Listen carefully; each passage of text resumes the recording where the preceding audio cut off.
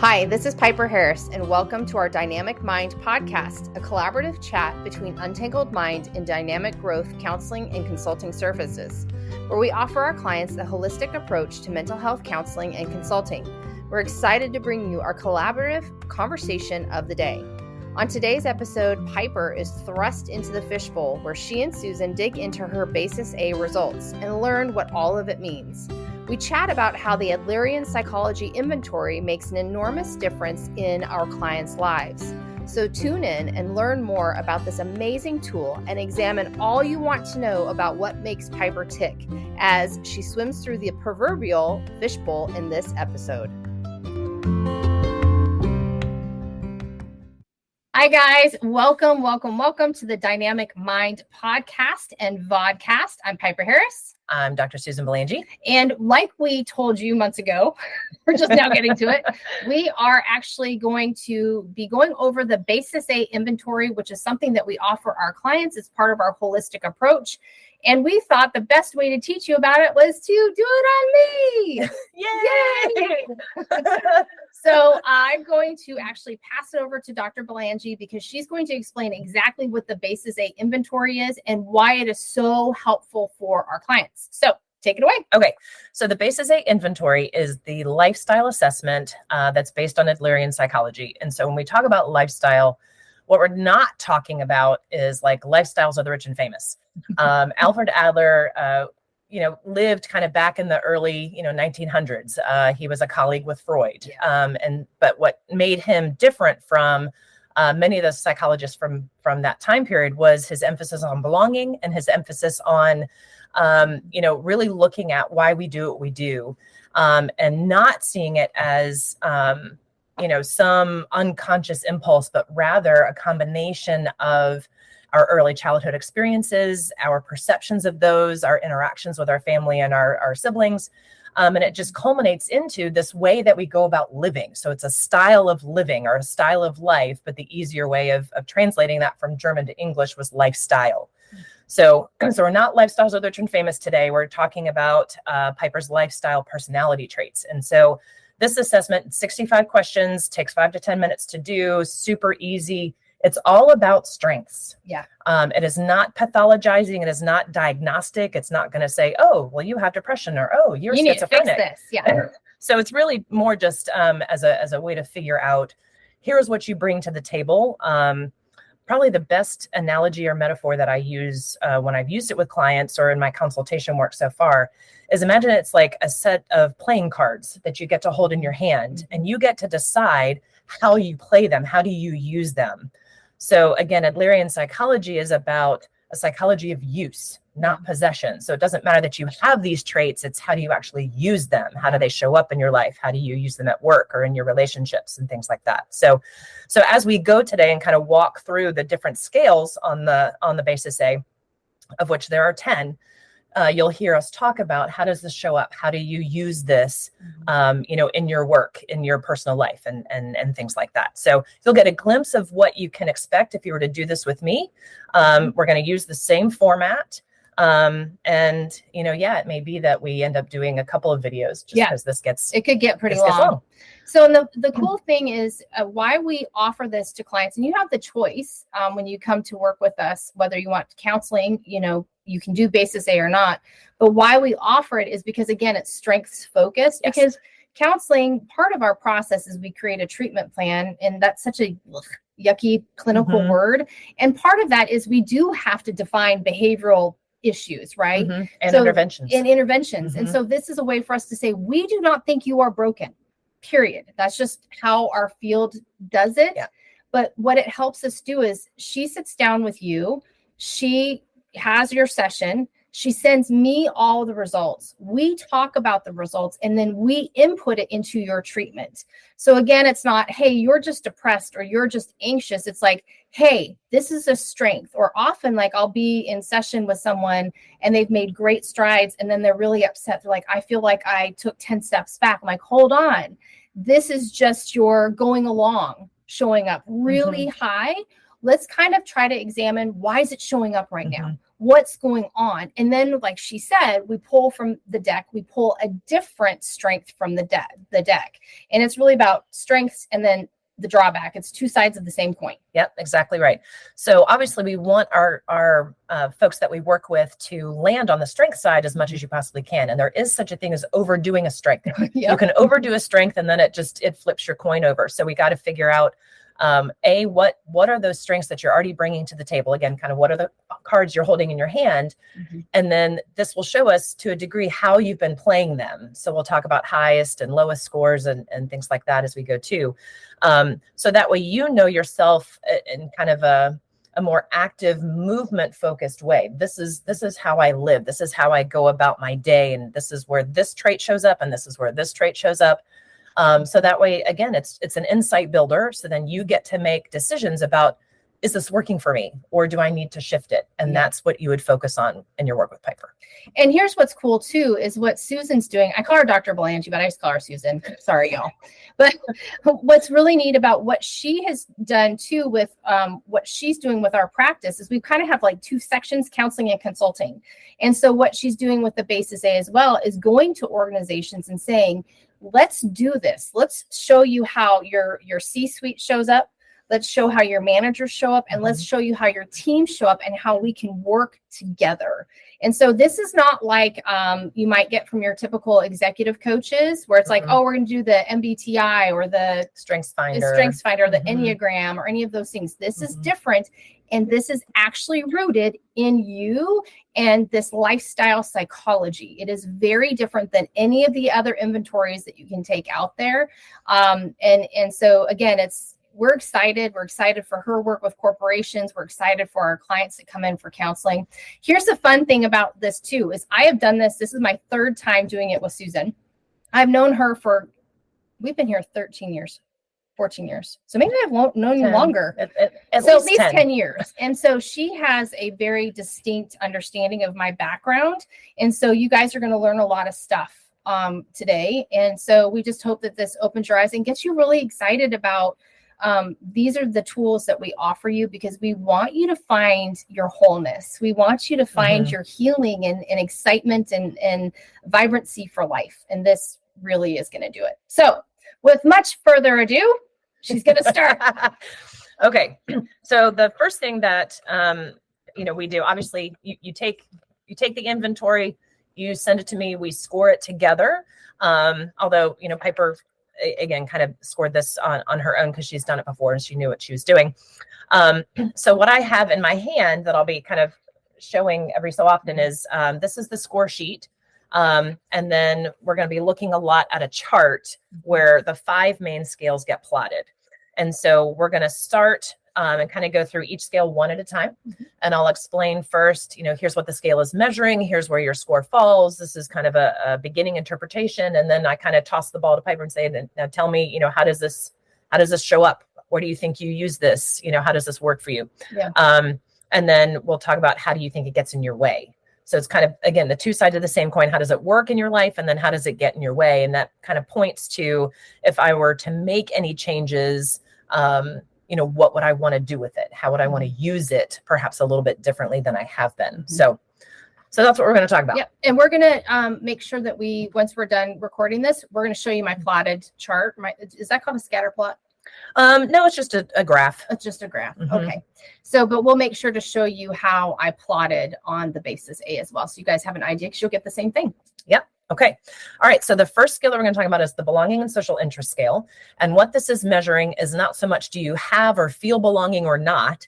It's more how do you go about belonging? Do you do it with people and be more of an outgoing, extroverted kind of a person versus, which is higher scores, or lower scores point to somebody who's more of a one-on-one small group kind of a preference. So that's what this scale is measuring. And Piper's score was a 31.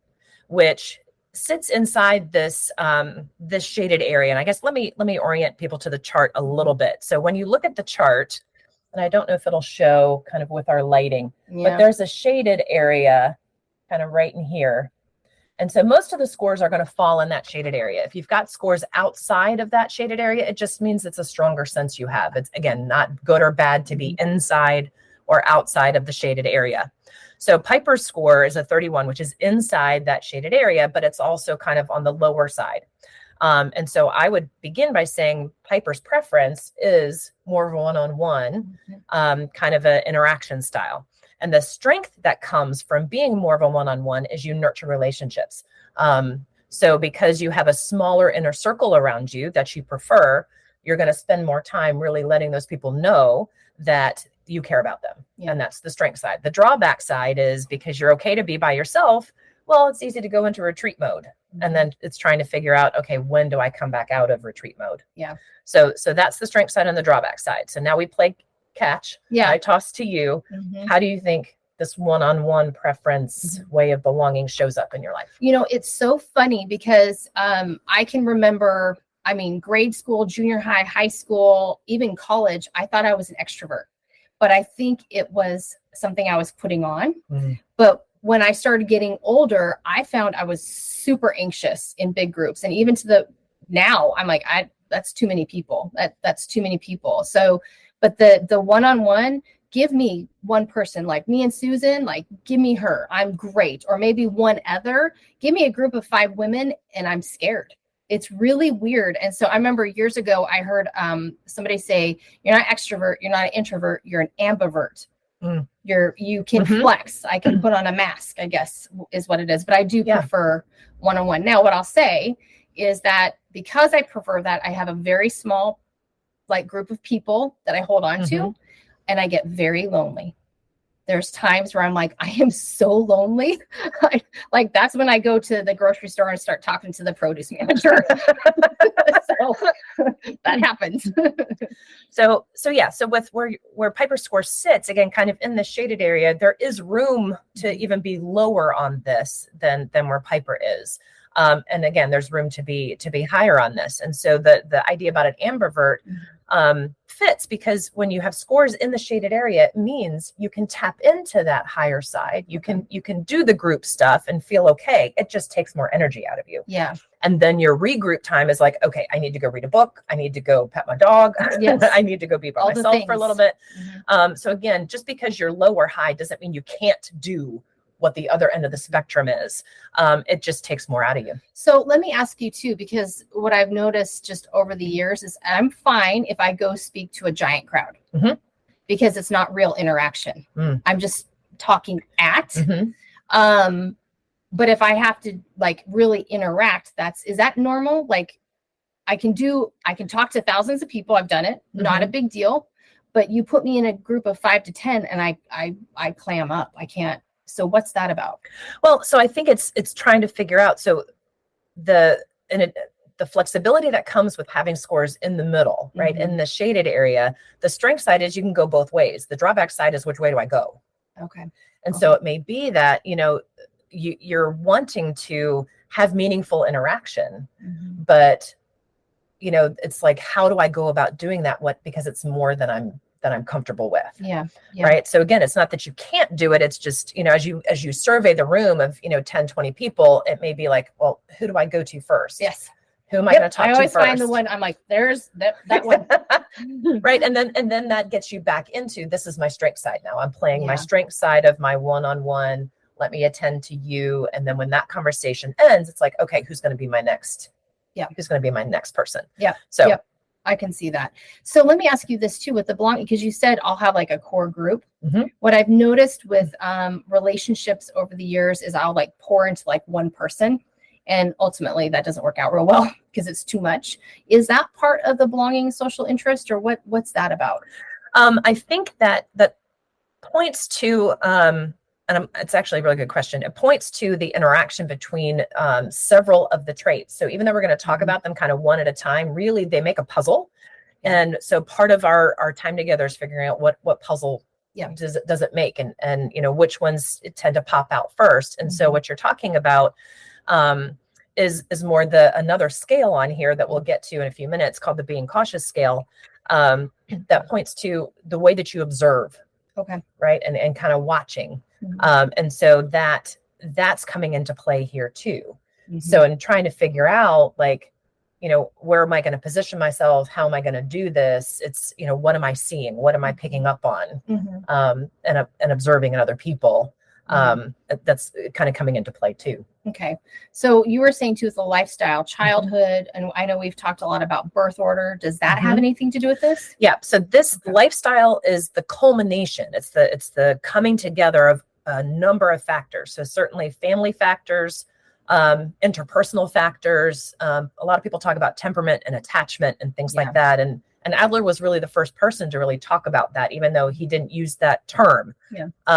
So yeah, it's a culmination of intrapersonal stuff that's just you and how you perceive and think about the world, as well as interpersonal, right? So interactions with siblings, parents, anybody else that was part of your family or your, the unit of people that you lived with growing up as a kid. Okay.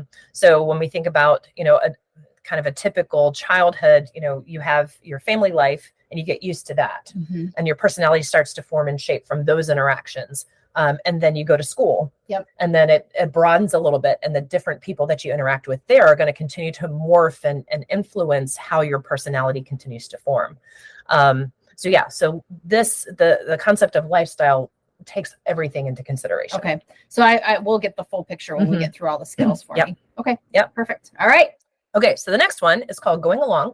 And what this is measuring is how much do you pay attention to details, rules, expectations in order to follow them, which are higher scores, or people who are lower on this, maybe they want to know what those expectations are so they can figure out their own way of doing it.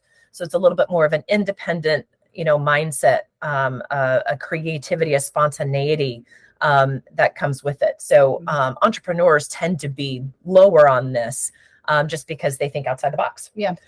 And again, not to say that entrepreneurs can't be high on the scale either. So that's what it's measuring. So high scores, and Piper's score was a 33. Let me just double check, a 33, which means that it sits at the top of the shaded area, right? So knowing that the score is in the shaded area means, again, flexibility. We can have the best of both worlds. Piper's score trends on the higher side though.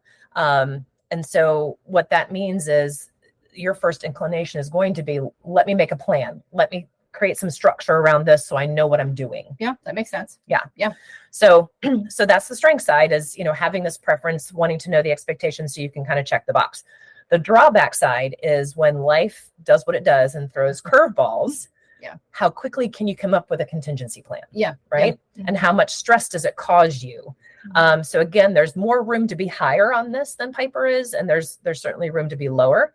But again, kind of having the majority of your score kind of in that shaded area means, and just knowing what I know about you, the creative, let me come at this from a different angle. You have that ability, but then it always comes back to, and this is how it comes into the plan.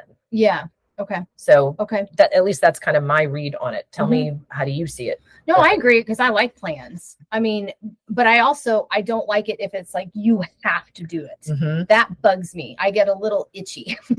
So I love the creative part, but I do always have a basic structure, kind of like when it comes to like business stuff.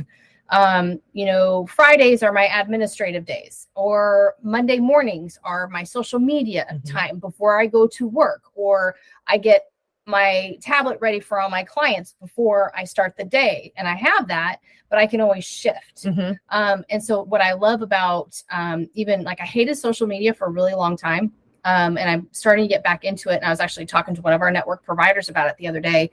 What I'm now enjoying is the creative part of it. I can have fun with it because I no longer have an attached like worth to it. And I have to do this. I want to do this. I think I have good stuff to say, pat myself on the back, but it's fun. I get that creative kind of punch, but I always go back to, hey, Piper, you don't have the time right now. So I do that. I do block my time. So yeah, I can see that. And I think too, like, I used to be a chef, and it's the same thing. Like, I have to follow the recipe. Like, I have to follow how hot the oven is or whatever it is. Right. But then when it comes to making the food, that's where I'm just all in, and I have a ton of fun, and I get lost in the process. Yeah. So again, there's the best of both worlds, right? That makes me feel good. So one of the things that I guess let me kind of hold up and show if we can. Yeah, that's perfect. So so if this is Piper's score, you'll notice there's what we call a range box around it. Mm-hmm. And let me explain that a little bit. So from a psychology standpoint, we know that when somebody takes an assessment, you're going to have a what's called a raw score, right? Mm-hmm. So the questions that went into that particular scale, the going along scale, Piper answered a certain way, and then it totaled up to be a certain number. So in this case, it was a 33. If Piper were to take this again, again, she's taken it a couple times, and we were talking about, how we noticed some changes and some fluctuation. Yeah. And that's to be expected. So this range box means that today it might have been a 33. The next time you take it, it might be a 35, or it might be a 31. Mm-hmm. And so we know that your score sits somewhere kind of within this range versus it being like, no, this is your exact score. So I'm mentioning that now because I'm noticing that there is this little piece of Piper's range box that sticks up above the shaded area. Mm-hmm.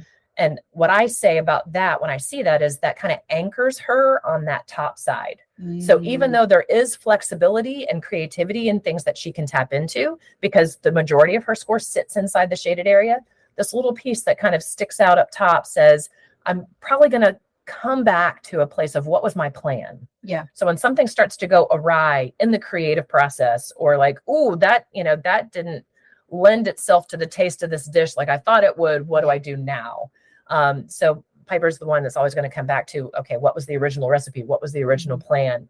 And, what do I need to shift? And because you have the ability to be creative, it's like, okay, I can come up with a new way of doing this. I can figure this out. It's kind of like counseling too, right? Yes, very much. I mean, that makes more sense because I do like figuring out. I send my clients tons of assessments, a ton of them, and I like numbers. I like data. I like to prove what we're doing is working. So I can see that with the counseling process. Yeah. Like I'm rooted in, okay, this is what I know it is. Like we're working with panic disorder. Mm-hmm. So that's the thing I'm rooted in. So I'm going to study the thing, but then I allow creativity within sessions. Is that accurate? Yes, exactly. Okay. Right. Okay. So one of the things that, that we have to keep in mind in the mental health world is, just because it looks one way and people are talking about something in session, in one way, we know that it can shift and morph and change. And so if we've got to have that awareness of, well, this worked in the last session, but it doesn't seem to be clicking today. So what can I change to? What can I shift to? Mm-hmm. And so I think that's one of the strengths for you is having your score be where it is. You can be more fluid. Yeah. Yeah. So very cool. I didn't even think about that, but yeah, because I love the numbers. I love the data and that's my safety, right? When I don't feel good about something, like maybe I try a new technique and it just falls totally flat, I usually feel awful. But then I go back to, okay, time to study. Where did I go wrong? How do I shift this? Because I don't want that again. Right. So, okay. Right. That makes sense. And the way that you nurture relationships. So now if we start to bring scales together, okay. Right. So you have a plan, you create this idea, before each session, kind of knowing what you know about your client. But then if your client comes in and like, they just had a tragedy in their family or something, just happened, you're capable to set that aside and say, no, let's tend to, this, and let me nurture kind of what you need right here, right now in this moment. And I'm okay to let my plan sit. Let me ask you, something just came to mind about the relationship part. So back to more of a personal part. In the past, I have been like, this is what a friendship is. And if it's not the way the friendship is, I am crushed. And I try to be flexible, but I wonder if I'm not. Well, I think that speaks a little bit to another element of the going along scale. So we've been talking about, rules, structure, plans. It's also about values. And how do you define for yourself friendship? How do you define, rules that I live by, right? So we hope that everybody believes that red lights exist for a really good reason and that we're supposed to stop when we get to one. Right. We know that some people don't. That's true. So anyway, when we think about, the rules that you live by, and, I would say for you that one of your rules is you never want somebody to leave you or leave an interaction with you feeling feeling like they weren't valued. Yeah. So when you think about the emphasis you place on that, and then the definition of friendship, if there's not the flexibility, right? So if the strength side doesn't come in and allow you that fluidity and flexibility, depending on what is going on for somebody in that moment, it may feel like, this isn't working for me. Yeah. Yeah. I feel unseen. I feel like, well, I just poured into them. Okay. Interesting. I still learn 10 years, 3 times. I'm still learning. And believe me, in our supervision sessions, she'll be like, Piper, this is showing up. She'll bring it up. I'm like, oh. So again, we always come back to, how do we use the awareness to make sure you're using it on the strength side? So, all right. So the next one is called taking charge, and it measures how much of a natural born leader do you see yourself to be. And higher scores, yes, you see yourself as being more of a leader. Lower scores point to having a more of a collaborative kind of a spirit in the way that you lead. Again, not that you can't step up and take charge of a situation, but if you're lower on this, it's going to take more out of you. And it probably is going to be like a situation that you would feel comfortable to do that in is something like, yes, I know how to achieve in this moment. I know how to get the job done in this moment. I'm willing to step into that leadership role in that instance. So your score was numerically a 25, but you're sitting at the top of the shaded area, and you do have another little piece outside of the shaded area on the upper side. If you know me, you're not surprised by this. So that anchors you in that upper side. You're not Attila the Hun. That's not my way or the highway. I'm not yet. So it is kind of a best of the both worlds analogy here too. So you can listen and collaborate, but you're also going to feel comfortable and feel like you have a voice to step into that. No, this is the direction we need to go. Yeah. Okay. And because you're going along, and if I again kind of show to the camera, this is the one we're talking about. This is the one we just finished talking about. So they're very close. Yeah. So the way that you lead most often is with sharing your plan. Here's my plan. Yeah. Okay. So again, you can lead just naturally. It's kind of the natural inclination according to this. But the way that you go about leading, how you go about leading, the 2 cards you play together is like, this is what I think we should do, and here's the plan. Okay. Right. Or here's the plan. I think it's a really good one. So you can kind of play them, almost simultaneously. Let's talk about that. Do you feel like that with me? Let's talk about that. With my taking charge, you're going along. Yeah. Okay. Tell them about that. So I mean, I think that, when it comes to, for me, this is a new endeavor, right? So doing consultation work for me, is in this format and focusing on it in this way is new. Yeah. And so I'm very much benefiting from Piper's, no, we need to do this, and here's the plan, and this, we need to do this first. And so it's really been a blessing, because, coming out of, a therapy background for a number of years now. And I also am a professor, right? So I'm not doing the consultation stuff, or haven't in this way in quite some time. So to have the guidance be like, no, here's the checkbox. We need to do this first, and this, and this, and this has been. But the drawback of that is, and we know this, I get a little pushy. Well, I wouldn't say pushy. It's because there's just so much to do, right? When you launch a business, at times it's like, oh my gosh, that's a lot to think about. But because you've done it before, right, and that's your experience, it's like, no, this is coming from a place of, I want Susan to be successful. I want, and these are the things that I found that work, that helped me be successful. And so it's not a pushy. It's, for me, it's your lifestyle interacting with my lifestyle about trying to be good enough. Am I going to be good enough? And so when I hear all the things. That brings us to the end of this episode. Thanks so much for joining us. We hope you learned some things about us that can equip you to untangle your mind for dynamic growth. If you're curious about working with us, check out our websites at dynamicgrowthccs.com or untangledmind.net. If you enjoyed the show, please rate and review us on your podcast or listening platform, and share it with your family and friends. As always, thanks so much for listening to the Untangled Mind podcast. I'll talk with you next time.